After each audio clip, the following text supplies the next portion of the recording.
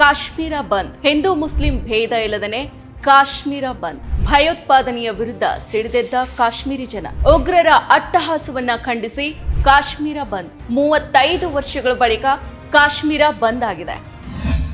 ನಮಸ್ಕಾರ. ಇಡೀ ಜಗತ್ತೇ ಬೆಚ್ಚಿ ಬೀಳಿಸುವಂತಹ ಘಟನೆ ಜಮ್ಮು ಮತ್ತು ಕಾಶ್ಮೀರದಲ್ಲಿ ಮಂಗಳವಾರ ನಡೆದಿದೆ. ಜಮ್ಮು ಕಾಶ್ಮೀರದ ಅನಂತನಾಗ್ ಜಿಲ್ಲೆಯ ಪಹಲ್ಗಾಮ್ ಬೈಸರಣ್ ಪ್ರದೇಶದಲ್ಲಿ ಪ್ರವಾಸಿಗರ ಮೇಲೆ ನಡೆದ ಉಗ್ರಗಾಮಿ ದಾಳಿಯಲ್ಲಿ 26 ಪ್ರವಾಸಿಗರು ಸೇರಿದಂತೆ ಒಟ್ಟು 28 ಮಂದಿ ಉಗ್ರರ ಗುಂಡೇಟಿಗೆ ಬಲಿಯಾಗಿದ್ದಾರೆ. ಇಡೀ ದೇಶವೇ ಸಾವನ್ನಪ್ಪಿದವರಿಗೆ ಕಂಬನಿ ಮಿಡಿದಿದೆ. 28 ಮಂದಿಯನ್ನ ಬಲಿ ಪಡೆದ ಉಗ್ರರ ಅಟ್ಟಹಾಸವನ್ನ ಖಂಡಿಸಿ ಬರೋಬ್ಬರಿ 35 ವರ್ಷಗಳ ಬಳಿಕ ಕಾಶ್ಮೀರ ಕಣಿವೆ ಮೊದಲ ಬಾರಿಗೆ ಸಂಪೂರ್ಣವಾಗಿ ಸ್ತಬ್ಧ ಆಗಿತ್ತು. ಅಂಗಡಿ, ಮಳಿಗೆ, ಮಾರುಕಟ್ಟೆ, ಸಂಚಾರ ವ್ಯವಸ್ಥೆ ಸಂಪೂರ್ಣ ಬಂದ್ ಆಗಿತ್ತು. ಹೌದು, ಪ್ರವಾಸಿಗರ ಮೇಲೆ ನಡೆದ ಉಗ್ರಗಾಮಿ ದಾಳಿಯನ್ನು ವಿರೋಧ ಮಾಡಿ ಕಾಶ್ಮೀರ ಮತ್ತು ಜಮ್ಮು ಎರಡೂ ಪ್ರದೇಶಗಳಲ್ಲಿ ಬುಧವಾರ ಸಂಪೂರ್ಣ ಬಂದ್ ಅನ್ನು ಆಚರಣೆ ಮಾಡಲಾಗಿತ್ತು. 35 ವರ್ಷಗಳಲ್ಲೇನೆ ಭಯೋತ್ಪಾದಕ ದಾಳಿಯನ್ನು ವಿರೋಧ ಮಾಡಿ ಕಾಶ್ಮೀರ ಕಣಿವೆಯಲ್ಲಿ ನಡೀತಾ ಇರೋ ಮೊದಲ ಬಂದ್ ಇದಾಗಿತ್ತು. ಕಾಶ್ಮೀರ ವಾಣಿಜ್ಯ ಮತ್ತು ಕೈಗಾರಿಕಾ ಮಂಡಳಿ, ಕಾಶ್ಮೀರ ವ್ಯಾಪಾರಿಗಳು ಮತ್ತು ತಯಾರಕರ ಒಕ್ಕೂಟ, ಮುಸ್ಲಿಂ ಧಾರ್ಮಿಕ ಗುಂಪು ಮುತ್ಹಿದಾ ಮಜ್ಲಿಸ್ ಉಲೇಮಾ ಮತ್ತು ಜಮ್ಮು ಕಾಶ್ಮೀರದ ಗ್ರ್ಯಾಂಡ್ ಮುಫ್ತಿ ನಾಸಿರ್ ಉಲ್ ಇಸ್ಲಾಮ ಸೇರಿದಂತೆ ರಾಜಕೀಯ ಪಕ್ಷ, ಸಾಮಾಜಿಕ, ಧಾರ್ಮಿಕ ಸಂಘಟನೆಗಳು ಹಲವಾರು ಗುಂಪುಗಳು ಜಂಟಿಯಾಗಿ ಈ ಬಂದ್ಗೆ ಕರೆಯನ್ನ ನೀಡಿದ್ವು. ಆಡಳಿತ ಪಕ್ಷ ನ್ಯಾಷನಲ್ ಕಾನ್ಫರೆನ್ಸ್, ಪೀಪಲ್ಸ್ ಡೆಮೊಕ್ರೆಟಿಕ್ ಪಾರ್ಟಿ, ಪೀಪಲ್ಸ್ ಕಾನ್ಫರೆನ್ಸ್ ಪಕ್ಷಗಳು ಬಂದ್ಗೆ ಬೆಂಬಲವನ್ನ ನೀಡಿದ್ದಾವೆ.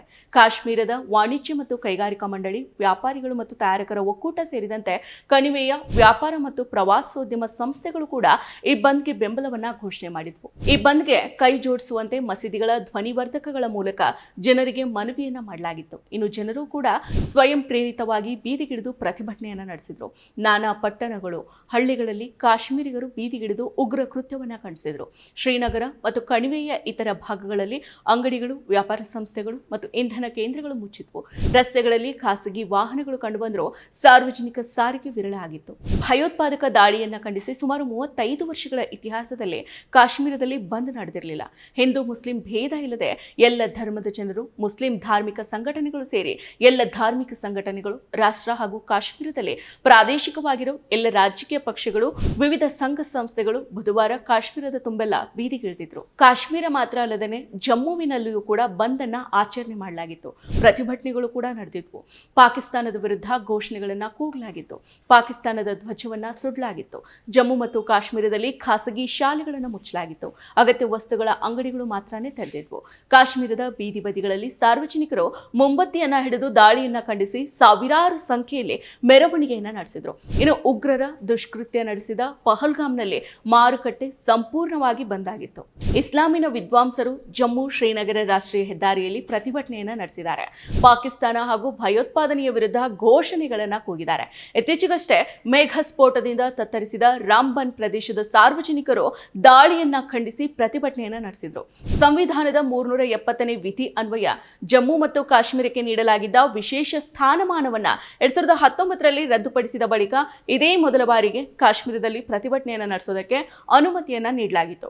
ಕಾಶ್ಮೀರದೆಲ್ಲೆಡೆ ಬಿಗಿ ಭದ್ರತೆಯನ್ನು ಕೂಡ ಕೈಗೊಳ್ಳಲಾಗಿತ್ತು. ದಕ್ಷಿಣ ಕಾಶ್ಮೀರದ ಜಿಲ್ಲೆಗಳಲ್ಲಿಯೂ ಕೂಡ ಪ್ರತಿಭಟನೆಗಳು ಕೂಡ ನಡೆದಿದ್ದಾವೆ.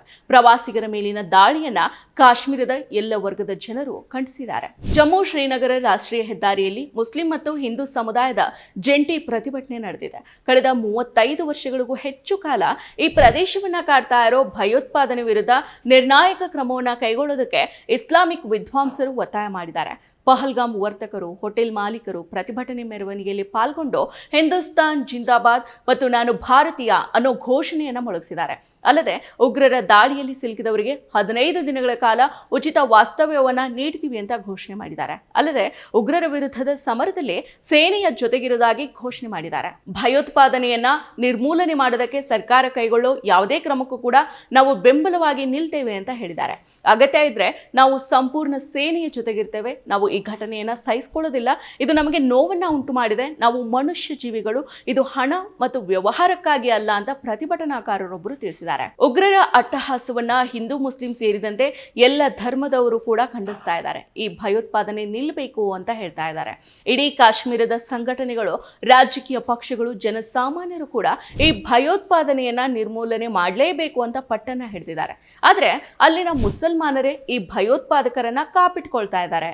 ತಿನ್ನೋ ಅನ್ನಕ್ಕೆ ಮಣ್ಣು ಹಾಕ್ಕೊಳ್ತಾ ಇದ್ದಾರೆ ಅಂತ ಕೆಲವರು ಪೋಸ್ಟ್ ಅನ್ನ ಮಾಡ್ತಾ ಇದ್ದಾರೆ. ದೇಶದಲ್ಲಿ ತಿಳುವಳಿಕೆ ಇಲ್ಲದವರು, ಬುದ್ಧಿಗೇಡಿಗಳು, ಕಾಶ್ಮೀರದ ಮುಸ್ಲಿಮರೇ ಈ ತರಹದ ಭಯೋತ್ಪಾದನೆಗೆ ಸಪೋರ್ಟ್ ಮಾಡ್ತಾ ಇದ್ದಾರೆ ಅಂತ ಹೇಳ್ತಾರೆ. ಸ್ಥಳೀಯರ ಬೆಂಬಲ ಇಲ್ಲದೆ ಇಂತಹ ಕ್ರೂರ ಕೃತ್ಯ ಇಷ್ಟೆಲ್ಲಾ ರಾಜಾರೋಷವಾಗಿ ನಡೆಯೋದಕ್ಕೆ ಸಾಧ್ಯನೇ ಇಲ್ಲ ಅಂತ ಹೇಳ್ತಾರೆ. ಮನ ಬಂದಂತೆ ಟೀಕೆನ ಮಾಡೋದು, ಕೋಮು ದ್ವೇಷದ ಕಿಡಿಯನ್ನ ಹಚ್ಚೋದು ಮಾಡ್ತಾ ಇದ್ದಾರೆ. ಆದ್ರೆ ವಾಸ್ತವ ಏನು? ಈ ಕ್ರೂರ ಭಯೋತ್ಪಾದನೆಯನ್ನ ಕಾಶ್ಮೀರದಲ್ಲಿ ನೆಲೆಸಿರೋ ಹಿಂದೂ ಮುಸ್ಲಿಂ ಸೇರಿದಂತೆ ಪ್ರತಿಯೊಬ್ಬ ನಾಗರಿಕರು ಕೂಡ ಇದನ್ನ ಖಂಡಿಸ್ತಾ ಇದ್ದಾರೆ. ಸ್ವತಃ ಉಗ್ರರ ಗುಂಡೇಟಿಗೆ ಬಲಿಯಾದ ಮಂಜುನಾಥ್ ಪತ್ನಿ ತಮ್ಮನ್ನ ರಕ್ಷಣೆ ಮಾಡಿರೋದು ಮುಸ್ಲಿಮರು ಅಂತ ಹೇಳಿದ್ದಾರೆ. 3 ಜನ ಮುಸ್ಲಿಮ್ಸ್ ಬಿಸ್ಮಿಲ್ಲಾ ಬಿಸ್ಮಿಲ್ಲಾ ಅಂತ ಹೇಳ್ತಾ ನಮ್ಮನ್ನ ಸೇಫ್ ಆಗಿ ಕೆಳಗೆ ಕರ್ಕೊಂಡ್ ಬಂದ್ರು ಅವರೇ. ಇಲ್ಲದೇ ಇರೋ ಸುಳ್ಳನ್ನ ಹಬ್ಬಿಸ್ತಾ ಇರೋದ್ರ ಬಗ್ಗೆ ಅವರೇ ಕ್ಲಾರಿಟಿನೂ ಕೊಟ್ಟಿದ್ದಾರೆ. ಪ್ರವಾಸಿಗರನ್ನ ರಕ್ಷಣೆ ಮಾಡೋದಕ್ಕೆ ಹೋಗಿ ಭಯೋತ್ಪಾದಕರು ಗುಂಡಿನ ದಾಳಿಯಲ್ಲಿ ಸ್ಥಳೀಯ ಕುದುರೆ ರೈಡರ್ ಸೈಯದ್ ಆದಿಲ್ ಹುಸೇನ್ ಶಾ ಸಾವನ್ನಪ್ಪಿದ್ದಾರೆ. ಇನ್ನು ಕಾಶ್ಮೀರದ ಸ್ಥಳೀಯ ಮುಸ್ಲಿಂ ವ್ಯಕ್ತಿಯೊಬ್ಬ ತನ್ನ ಪ್ರಾಣದ ಹಂಗನ್ನ ತೊರೆದು ಪ್ರವಾಸಿಗರನ್ನ ರಕ್ಷಣೆ ಮಾಡಿ ತನ್ನ ಹೆಗಲ ಮೇಲೆ ಹೊತ್ತು ಕಾಪಾಡಿದ್ದಾರೆ. ಈ ವಿಡಿಯೋ ಕೂಡ ಸಾಮಾಜಿಕ ಜಾಲತಾಣದಲ್ಲಿ ಸಿಕ್ಕಾಪಟ್ಟೆನೇ ವೈರಲ್ ಆಗಿದೆ. ಕಾಶ್ಮೀರದಲ್ಲಿ ಭಯೋತ್ಪಾದನೆಯನ್ನ ಖಂಡಿಸಿ ಅಲ್ಲಿನ ಮುಸ್ಲಿಂ ಸಂಘಟನೆಗಳು, ಹಿಂದೂ ಸಂಘಟನೆಗಳು ಸೇರಿದಂತೆ ರಾಜಕೀಯ ಪಕ್ಷಗಳು ಹೋರಾಟವನ್ನ ಮಾಡ್ತಾ ಇದ್ದಾವೆ. ಆದ್ರೆ ಇದನ್ನ ಹೇಳದ ಗೋಧಿ ಮೀಡಿಯಾಗಳು ಸತ್ಯವನ್ನ ತಿರುಚಿ ಜನರಿಗೆ ಸುಳ್ಳನ್ನ ಹೇಳಿ ತಪ್ಪು ಮಾಹಿತಿಯನ್ನ ನೀಡ್ತಾ ಇದ್ದಾರೆ.